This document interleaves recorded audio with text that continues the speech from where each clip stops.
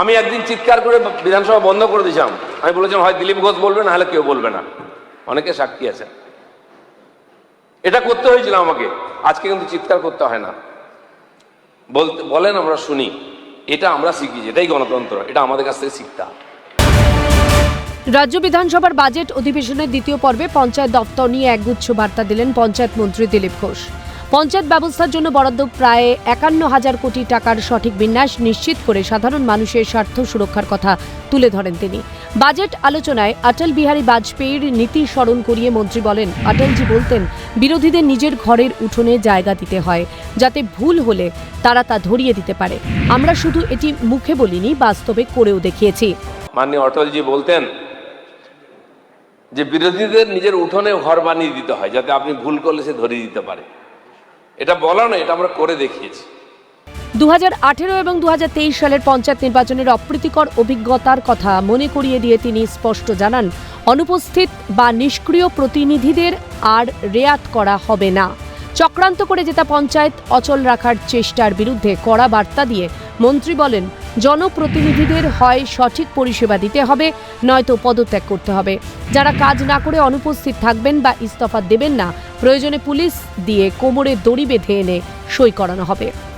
আমি বলেছিলাম জনগণ আপনাকে পরিষেবা চাই বলে আপনাকে জিতিয়েছে, আসলে ওনারা জেতেননি। ইলেকশনে আপনারা নমিনেশন করাতে গেছিলেন, পঞ্চায়েতে অভিজ্ঞতা আছে, গুন্ডা আর পুলিশ মিলে আমাদের মেরে বার করে দিচ্ছে নমিনেশন করতে। এর আগের পঞ্চায়েতেও আমি ছিলাম, আমি বলেছিলাম তোমরা আগে গিয়ে ঢুকে যাবে বিডিওর ঘরে। ঢুকেছে আমাদের লোকেরা, গুন্ডা দিয়ে পিটিয়ে হাত পা ভেঙে তাদের বার করে দেওয়া হয়েছে, নমিনেশন ছিঁড়ে দেওয়া হয়েছে। এটা 18তেও হয়েছে, আর এটা আমি সেজন্য বলেছি পরিষেবা দিতে হবে, নাহলে পদত্যাগ করতে হবে। মাঝখানে করে যে পঞ্চায়েতই একমাত্র ডেলিভার করে, পঞ্চায়েতের রেজাল্ট দেয়, সরকারের পারফরমেন্স দেখা যায়, তাই 51,000 কোটি টাকা দেওয়া হয়েছে। সেই পঞ্চায়েত যাতে না চলে, যাতে বিফল হয়, চক্রান্ত করে তাদের জেতা পঞ্চায়েতের লোকেরা আসছে না, আমি তাই তাদেরকে বলেছি আসতে হবে না, ধরে নিয়ে আসবে। আর আমি এখানে দাঁড়িয়ে বলছি যদি না আসে আর যদি না রিজাইন করে, পুলিশ দিয়ে কোমরে দড়ি বেঁধে পঞ্চায়েত। পশ্চিমবঙ্গের পঞ্চায়েত ব্যবস্থায় প্রধানদের হাতে যে বিশেষ আর্থিক ক্ষমতা ছিল, তাতে পরিবর্তন আসতে চলেছে। এই সপ্তাহেই বিধানসভায় একটি নতুন বিল আনা হচ্ছে, যার মাধ্যমে প্রধানদের হাত থেকে এই আর্থিক ক্ষমতা কেড়ে নিয়ে পঞ্চায়েত সচিবদের হাতে ন্যস্ত করা হবে। একমাত্র পশ্চিমবঙ্গ যেখানে পঞ্চায়েতি রাজের মধ্যে পঞ্চায়েতি প্রধানদেরকে বিল সই করার অধিকার দেওয়া হয়েছে, আর্থিক ক্ষমতা দেওয়া হয়েছে। ভারতবর্ষের কোথাও পঞ্চায়েত রাজের মধ্যে অধিকার নাই, তাই পশ্চিমবাংলায় পঞ্চায়েতের মধ্যে এত হিংসা, এত চুরি, এত মারামারি। আমরা এর পরিবর্তন করব, এই সপ্তাহে বিল আনবো, প্রধানদের হাত থেকে এই সিগনেটারি ক্ষমতা কেড়ে নেব, সেক্রেটারিকে ক্ষমতা দেবো, যাতে কেউ আটকাতে না পারে কাজ। কারণ পঞ্চায়েতের প্রধান পালিয়ে গেল, কাল দল পাল্টে নিল, আমি কাকে ধরবো? সেক্রেটারি চাকরি করে, তার টিকি বাঁধা আছে আমার হাতে, তাকে সাসপেন্ড করব, তাকে জেলে ঢোকাবো, তার বেতন কেটে নেবো আমি দরকার হলে। পঞ্চায়েতের প্রধান পালিয়ে যাচ্ছে, কাল আমার পার্টিতে ঢুকে পড়েছে, আমি জানতে পারবো না।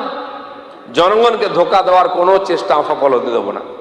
ভিভিজি রামজি প্রকল্পের সুষ্ঠু বাস্তবায়নে প্রশাসনিক স্তরে কিছু রদবদল করা হচ্ছে। এর জন্য শীঘ্রই প্রশিক্ষণের বিশেষ ব্যবস্থা নেওয়া হবে, যার তদারকিতে দিল্লি থেকে কেন্দ্রীয় প্রতিনিধি দল রাজ্যে আসছে, জানালেন মন্ত্রী দিলীপ ঘোষ।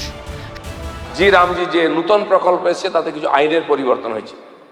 আমরা চাই সেই আইনটাও শেখাতে হবে পঞ্চায়েতের যারা সদস্য আছেন, প্রধান আছেন। আগামীকাল থেকে 4 দিনের জন্য আমরা প্রশিক্ষণ করছি।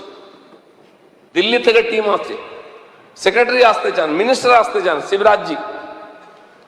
আমরা কনভেনশন সেন্টারে পঞ্চায়েতের সেক্রেটারি থেকে আরম্ভ করে ডিস্ট্রিক্ট লেভেলে অফিসার পর্যন্ত ডাকছি, 4টে জনে 4 দিন, 21, 22, 23, যাতে তারা ট্রেনিং নিয়ে গিয়ে জেলায় নিজের মহকুমা ব্লক স্তরে সবাইকে ট্রেনিং দিয়ে এই কাজটাকে সুচারুরূপে করতে পারেন।